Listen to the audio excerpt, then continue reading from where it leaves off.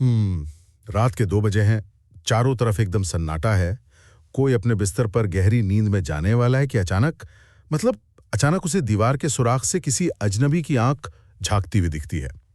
एक पल के लिए सोचना चाहिए कि ऐसी स्थिति में किसी भी इंसान का पहला रिएक्शन क्या होगा। चीखना हाँ, जाहिर सी बात है। या बौगड़ाकर भागना या शायद कोई हथियार ढूंढना। लेकिन क्या हो अगर किसी की जान बचाने का सबसे बड़ा और सबसे धारदार हथियार एक काल्पनिक बच्चे का नामकरण करना हो। सुनने में अजीब लगता है ना। बिल्कुल। तो इस इन डेप्थ डिस्कशन में स्वागत है। आज का हमारा विषय तमिलनाडु की एक बेहद दिलचस्प लोक कथा है जिसका नाम है रामा टू द रेस्क्यू, यानी रामा संकट मोचक। यह कहानी एनसीईआरटी कक्षा 6 की किताब पूर्वी से ली गई एक कॉमिक स्ट्रिप है। सही कहा। और मुझे लगता है कि ये एक ऐसा सवाल है जो सीधे हमारे दिमाग के उस हिस्से पर चोट करता है जिसे हम सर्वाइवल इंस्टिंक्ट कहते हैं। हाँ बिल्कुल। और आज का हमारा लक्ष्य सिर्फ इस कहानी का ऊपरी से मजा लेना नहीं है। हम इसे एक टीचर स्टूडेंट स्टाइल में लाइन बाय लाइन समझेंगे। मैं सोर्स मटेरियल की अंग्रेजी लाइनों को स्वाभाविक तरीके से पढ़ूंगा और आप उनका सटीक हिंदी मतलब समझाएंगे। एकदम सही। हम कुछ जरूरी शब्दों की गहराई में जाएंगे और ये देखेंगे कि कैसे मुश्किल वक्त में इंसान की हाजिर जवाबी प्रेजेंस ऑफ माइंड सच में उसकी जान बचा सकती है। तो चलिए इसे समझते हैं। कल्पना करनी चाहिए कि एक गांव है, रात का समय है। घर में एक थका हुआ पति पत्नी का जोड़ा सोने की तैयारी कर रहा है। मैं कॉमिक की पहली अंग्रेजी लाइन पढ़ता हूं। पति जम्हाई लेते हुए कहता है, oh what a hard day it has been, I am feeling so sleepy. तो अगर हम इसे आसान हिंदी में समझें तो पति कह रहा है, ओहो आज का दिन कितना थका देने वाला था, मुझे बहुत नींद आ रही है। ये स्थिति बहुत ही आम है। हाँ, दिन भर की मेहनत के बाद तो ऐसा ही होता है। बिल्कुल। दिन भर की कड़ी मेहनत के बाद इंसान का शरीर और दिमाग दोनों शटडाउन मोड में जा रहे होते हैं। ऐसे समय में इंसान की सतर्कता, मेरा मतलब है अलर्टनेस, सबसे निचले स्तर पर होती है। सही बात है। लेकिन तभी पत्नी को दीवार में एक सुराख से कोई अंदर झांकता हुआ दिखाई देता है। मैं आगे पढ़ता हूँ। वो घबराकर पूछती है, what's the matter, what are you looking at. इसका हिंदी अनुवाद है, क्या बात है, तुम क्या देख रहे हो। पत्नी ने पति के चेहरे पर अचानक आए बदलाव को नोटिस कर लिया है। यहाँ स्थिति अचानक एक शांत रात से एक बड़े खतरे में बदल जाती है। और इसके जवाब में पति कोई लंबा चौड़ा वाक्य नहीं बोलता। वो सिर्फ कहता है श्श, यानी चुप रहो। अब यहाँ मुझे एक बात खटकती है और मैं इस पे थोड़ा सवाल उठाना चाहूंगा। क्या सवाल? थोड़ा सोचना चाहिए। जब हम रात को अचानक कोई आवाज सुनते हैं या कुछ अजीब देखते हैं तो हमारा पहला रिएक्शन चीखना या घबराना होता है। क्या पति का अचानक ऐसे श्श कहना खतरे को और बढ़ा नहीं सकता था? आपका मतलब है कि चोर को पता चल जाता? हाँ, मेरा मतलब है कि अगर चोर को पता चल जाए कि उन्होंने उसे देख लिया है तो वो हमला भी तो कर सकता है। क्या शांति बनाए रखना यहाँ एक बड़ी गलती नहीं थी? ये बहुत ही वाजिब सवाल है, लेकिन यहाँ जो सबसे दिलचस्प बात है वो है इवोल्यूशनरी बायोलॉजी और मानव मनोविज्ञान। खतरे के समय चीखना असल में हमारी कमजोरी को दर्शाता है। अच्छा, कैसे? अगर वे चीखते तो चोर को ये साफ हो जाता कि वो डर गए हैं और निहत्ते हैं। ऐसे में चोर तुरंत हावी हो सकता था। पति ने शस कहकर अपनी पत्नी को चुप कराया, लेकिन चोर के नजरिए से देखिए। हाँ, चोर को क्या लगा होगा? चोर को लगा कि वे बस आपस में बात कर रहे हैं। उसे ये नहीं पता चला कि वे उसे देख चुके हैं। ये स्थिति को अपने नियंत्रण में लेने का पहला कदम था। शांत रहकर पति ने फ्रीज रिस्पॉन्स को कैलकुलेटेड रिस्पॉन्स में बदल दिया। अरे वाह, ये एक बेहतरीन नजरिया है। तो अगर हम इस पहले हिस्से का सारांश निकालें तो हम कह सकते हैं कि एक थका हुआ जोड़ा सोने जा रहा है, तभी पति को एहसास होता है कि घर में कोई घुसने की फिराक में है। बिल्कुल। लेकिन घबराने या चीखने के बजाय वे बिना कोई शोर मचाए एक दूसरे को चुप रहने का इशारा करते हैं। खामोशी यहाँ डर नहीं बल्कि रणनीति है। एकदम सही सारांश। उन्होंने खतरे को पहचान लिया है, लेकिन अब उन्हें उस खतरे से निपटने की योजना बनानी है। तो चलिए आगे बढ़ते हैं जहां असल दिमागी खेल शुरू होता है।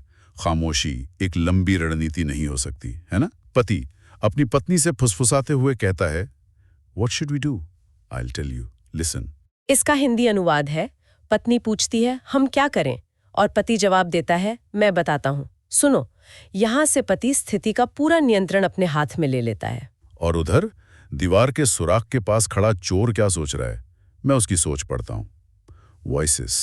They are awake. I'll have to wait till they fall asleep. I wonder where they keep their money. चोर मन ही मन सोच रहा है, आवाजें, वे जाग रहे हैं, मुझे उनके सोने तक इंतजार करना होगा। मैं सोच रहा हूँ कि वे अपना पैसा कहाँ रखते हैं। यहाँ अंग्रेजी का एक बहुत ही शानदार शब्द आया है, वंडर। चकित होना भी होता है। हाँ, जैसे हम कहते हैं कि वंडरफुल। बिल्कुल, लेकिन यहाँ इस वाक्य में वंडर का मतलब है सोचना या किसी बात को जानने की गहरी उत्सुकता होना। चोर के दिमाग में सिर्फ एक ही चीज चल रही है और वो उत्सुक है ये जानने के लिए कि खजाना कहाँ छुपा है। यहाँ मनोविज्ञान का एक और पहलू दिखता है। चोर सिर्फ पैसों के बारे में सोच रहा है। अब पति अपना दाव चलता है। वो अचानक एक बहुत ही अजीब सी बात शुरू कर देता है। हाँ, बच्चे के नाम वाली बात। मैं कॉमिक के लाइन पढ़ता हूँ, what should we name our child? और पत्नी, जो शायद अब अपने पति का इशारा समझ चुकी है, जवाब देती है, if he is a boy we'll call him Rama. Hindi में इसका मतलब है, पति पूछता है, हमें अपने बच्चे का क्या नाम रखना चाहिए? और पत्नी कहती है, अगर लड़का हुआ तो हम उसे रामा बुलाएंगे। अब यहां से कहानी बहुत दिलचस्प हो जाती है। बाहर खड़ा चोर यह सुनकर क्या सोचता है? वो कहता है, they are saying something, perhaps they are talking about their money. I had better listen closely. तो चोर सोचता है, वे कुछ कह रहे हैं, शायद वे अपने पैसों के बारे में बात कर रहे हैं, मुझे ध्यान से सुनना चाहिए। यहाँ दो अहम अंग्रेजी शब्द आए हैं, परहैप्स और क्लोजली। सही कहा, हमें इन शब्दों का मतलब समझना चाहिए। परहैप्स का मतलब होता है शायद या संभवतः। चोर पक्के तौर पर नहीं जानता, वो सिर्फ अंदाजा लगा रहा है। और क्लोजली? क्लोजली का अर्थ यहाँ बहुत ध्यान से या करीब से है। वो कान लगाकर उनकी हर एक बात पकड़ना चाहता है। लेकिन यहाँ मुझे एक बात समझ नहीं आ रही, बच्चे के नामकरण की बात को कोई पैसों की बात कैसे समझ सकता है? मतलब क्या चोर सच में इतना बेवकूफ था?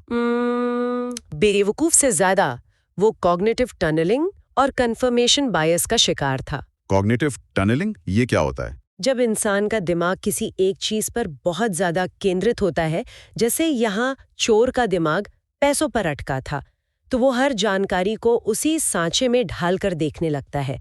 उसे जो सुनना था वो वही सुन रहा था। अच्छा, तो उसे लगा कि वो कोडवर्ड में बात कर रहे हैं। बिल्कुल, उसे लगा कि लोग खजाना छुपाने के लिए कोडवर्ड में बात कर रहे हैं। वो अपने ही लालच के जाल में फंस रहा था। कमाल की बात है, हमारा दिमाग कैसे हमें धोखा दे सकता है, ये उसका जीता जागता उदाहरण है। अब पति अपना मास्टर स्ट्रोक खेलता है, जिसे मैं द वॉल्यूम गेम कहना चाहूंगा। हाँ, ये हिस्सा बहुत मजेदार है। वो कहता है, when is in the house I will call out softly to him, Rama Rama. इसका मतलब है, जब बच्चा घर में होगा तो मैं उसे धीरे से बुलाऊंगा, रामा रामा। और फिर पति आगे कहता है, but what if he is in the yard, then I will call out a little louder, Rama Rama. अनुवाद, लेकिन अगर वो आंगन में हुआ तो तब मैं थोड़ा जोर से बुलाऊंगा, रामा रामा। यहाँ एक नया शब्द आया है, यार्ड। बिल्कुल, यार्ड का मतलब होता है आंगन या घर के बाहर का वो खुला हिस्सा जो चारदीवारी के अंदर होता है। यहाँ पति बहुत ही चालाकी से ध्वनि विज्ञान यानी अकूस्टिक्स का इस्तेमाल कर रहा है। ध्वनि विज्ञान, वो कैसे? जो पुराने भारतीय घरों में आंगन होते थे, वे आवाज को बहुत तेजी से बाहर की तरफ धकेलते थे।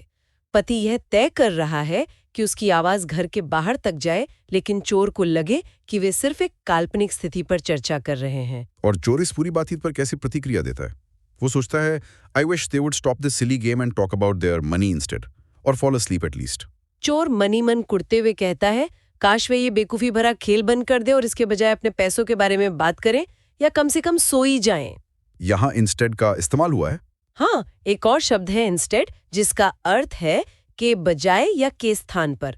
चोर झुंझुला रहा है कि ये लोग पैसों की बात करने के बजाय ये कैसी फालतू बातें कर रहे हैं, ताकि वे अलग अलग आवाज में रामा नाम पुकारने का अभ्यास कर सकें। सही कहा। चोर को ये सब बकवास और बेवकूफी भरा खेल लग रहा है, जबकि असल में पति पत्नी एक सीक्रेट कोड तैयार कर रहे हैं। एकदम सटीक सारांश। ये मनोविज्ञान और चालाकी का एक बेहतरीन मिश्रण है। पति पत्नी ने स्थिति को भांप लिया है और अब वे बचाव की जगह आक्रामक रणनीति अपना रहे हैं, वो भी बिना हथियार के। तो चलिए अब इस कहानी के सबसे रोमांचक हिस्से यानी क्लाइमैक्स की तरफ बढ़ते हैं। पति अपनी योजना को अंतिम रूप देते हुए कहता है, but my dear, what if the boy is not in the house और in the yard but in the street? और पत्नी पूरी ताकत से चिल्लाती है, oh, then I will call out very loudly, Rama Rama. Hindi में इसका अनुवाद भी बता दीजिए। हाँ, हिंदी में इसका अनुवाद है, पति पूछता है, लेकिन प्रिय, अगर लड़का घर या आंगन में ना होकर गली में हुआ तो?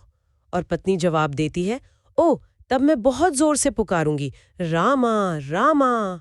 यहाँ ध्यान देने वाली बात यह है कि उन्होंने आवाज का स्तर धीरे से शुरू किया, फिर थोड़ा तेज किया, और अब वे पूरी ताकत से चिल्ला रहे हैं। बिल्कुल। यहाँ मैं फिर से थोड़ा रुकना चाहूंगा। क्या यह बहुत बड़ा रिस्क नहीं था? अगर वो सीधे इतनी जोर से चिल्लाते तो क्या होता? क्या इस क्रमित तरीके से आवाज बढ़ाने की सच में जरूरत थी? ये बहुत ही शानदार सवाल है। अगर वे सीधे जोर से रामा रामा चिल्लाते तो चोर को तुरंत शक हो जाता कि वे मदद के लिए पुकार रहे हैं। हाँ, फिर तो वो भाग जाता या हमला कर देता। सही कहा। लेकिन आवाज को धीरे धीरे बढ़ाने से उन्होंने उस चिल्लाने को अपनी कहानी का एक हिस्सा बना दिया। चोर को लगा कि ये जोर से चिल्लाना भी उनके उस बेवकूफ़ी भरे खेल का ही एक हिस्सा है, जहां बच्चा गली में खेल रहा है। उन्होंने चोर के शक को खत्म कर दिया था। वाह, ये तो सच में जीनियस स्तर की सोच है। और इस पूरी ताकत से चिल्लाने का नतीजा क्या होता है? मैं कॉमिक की नरेशन लाइन पढ़ता हूँ। Rama the village Kotwal rent the house from which he heard his name being called. और यहीं पर कहानी का सबसे बड़ा ट्विस्ट आता है। इसका अनुवाद है, रामा जो गांव का कोतवाल था, उस घर की तरफ दौड़ा जहां से उसे अपना नाम पुकारने की आवाज सुनाई दी। मतलब रामा कोई बच्चा था ही नहीं। बिल्कुल नहीं। यहाँ ये समझना जरूरी है कि रामा किसी बच्चे का नाम नहीं था, बल्कि ये गांव के पुलिस वाले यानी कोतवाल का नाम था। ये बहुत ही दिलचस्प है। कोतवाल का मतलब उस समय के पुलिस अधिकारी या रक्षक से होता था, है ना, जो अक्सर रात में गांव की पहरेदारी करते थे, है ना? बिल्कुल। ऐतिहासिक रूप से भारतीय गांव और कस्बों में कोतवाल सिस्टम बहुत अहम था। वे रात के समय गश्त लगाते थे। पति को पता था कि रामा इसी समय उनकी गली के आसपास गश्त लगा रहा होगा, इसलिए उसने रामा नाम को ही अपना हथियार बना लिया। क्या बात है! मतलब उन्होंने बिना बचाओ बचाओ चिल्लाए सीधे कानून को ही घर बुला लिया। जब कोतवाल अंदर आ रहा होता है तो उस स्थिति को देखकर तुरंत समझ जाता है और सोचता है, ओहो ओहो, some thief has dug his way into this house. यानी ओहो, किसी चोर ने इस घर में सेंध लगा ली है। लेकिन हमारा वो चोर जो दीवार के सुराख पर बैठा था, क्या सोच रहा है? वो अभी भी अपनी ही दुनिया में है। At last they have stopped their chatter. चोर सोचता है, आखिरकार उन्होंने अपनी बकबक बंद कर दी। यहाँ अंग्रेजी का एक बहुत ही सटीक शब्द इस्तेमाल हुआ है, चैटर। चैटर मतलब बकबक? हाँ, चैटर का मतलब होता है बिना मतलब की लंबी बातचीत या बकबक करना। चोर के लिए वो सारी बातचीत सिर्फ एक शोर थी। उसका दिमाग अभी भी यही सोच रहा था कि अब वे सो जाएंगे और वो अपना काम करेगा। लेकिन तभी कोतवाल उसे दबोच लेता है। मैं अंत की लाइनें पढ़ता हूँ। You are under arrest. और कॉमिक का निष्कर्ष हमें बताता है, the man and his wife by their cleverness had saved themselves from being robbed. कोतवाल कहता है तुम गिरफ्तार हो, और अंत में कहा जाता है अपनी चतुराई से आदमी और उसकी पत्नी ने खुद को लुटने से बचा लिया। इस पूरी घटना को देखकर एक बात साफ हो जाती है, चोर की सबसे बड़ी गलती उसकी आलोचनात्मक सोच, मेरा मतलब है क्रिटिकल थिंकिंग की कमी थी। बिल्कुल। उसने एक बार भी ये सोचने की जहमत नहीं उठाई कि रात के अंधेरे में अचानक कोई पति पत्नी इतनी जोर से किसी का नाम क्यों पुकारेंगे। हाँ, उसने अपनी मान्यताओं पे सवाल नहीं उठाया। और दूसरी तरफ पति पत्नी ने तुरंत स्थिति को भांप लिया। हाँ। उन्होंने बिना किसी हथियार के, बिना कोई खून खराबा किए, सिर्फ शब्दों को अपनी ढाल और तलवार बना लिया। अगर हम इस अंतिम हिस्से का सारांश देखें तो पत्नी के जोर से रामा चिल्लाने पर गली में गश्त लगा रहा गांव का कोतवाल आ जाता है और चोर को रंगे हाथों पकड़ लेता है। पति पत्नी की इस हाजिर जवाबी और बुद्धिमानी ने एक बहुत बड़ी मुसीबत को बिना किसी नुकसान के टाल दिया। कथा नहीं है, बल्कि प्रेजेंस ऑफ माइंड का एक बेहतरीन और क्लासिक उदाहरण है। एकदम सही। विपरीत परिस्थितियों में आपका ज्ञान और आपका दिमागी संतुलन ही आपके सबसे बड़े हथियार होते हैं। और इस पूरी प्रक्रिया में हमने अंग्रेजी के कई अहम शब्दों को भी उनके सही संदर्भ में समझा। हाँ, जैसे हमने देखा वंडर। वंडर यानी गहराई से सोचना या उत्सुक होना, यार्ड यानी घर का आंगन, चैटर जिसका अर्थ है बकबक या बिना मतलब की बात, और इंस्टेड भी था। बिल्कुल, इंस्टेड यानी किसी चीज के बजाय, क्लोजली मतलब बहुत ध्यान से, और परहैप्स यानी शायद। सच में ये डीप डाइव बहुत ही शानदार रही। हमने सिर्फ एक कहानी का अनुवाद नहीं किया, बल्कि उसके पीछे छिपे मनोविज्ञान, ध्वनि विज्ञान और इंसानी फितरत को भी समझा। ये दिखाता है कि कैसे शब्दों का सही इस्तेमाल किसी की जान बचा सकता है। बिल्कुल, और ये एक बहुत बड़ी सीख है। इस चर्चा को खत्म करने से पहले श्रोताओं के लिए ये सोचने वाली बात है कि अगर किसी इंसान को बिना सामने वाले को शक दिलाए अपनी आम बातचीत में मदद मांगने के लिए कोई सीक्रेट कोड बनाना पड़े, तो वे कौन से रोजमर्रा के शब्द हो सकते हैं? ये तो बहुत ही दिलचस्प सवाल है ना? क्या कोई परिवार एक ऐसा कोड बना सकता है जो सुनने में एकदम आम बातचीत जैसा लगे, लेकिन मुसीबत के वक्त एक सायरन का काम करे? जी। इस दिलचस्प सवाल पर जरूर विचार करना चाहिए। तब तक के लिए सुरक्षित रहना है और अपने दिमाग को हमेशा चौकन्ना रखना है।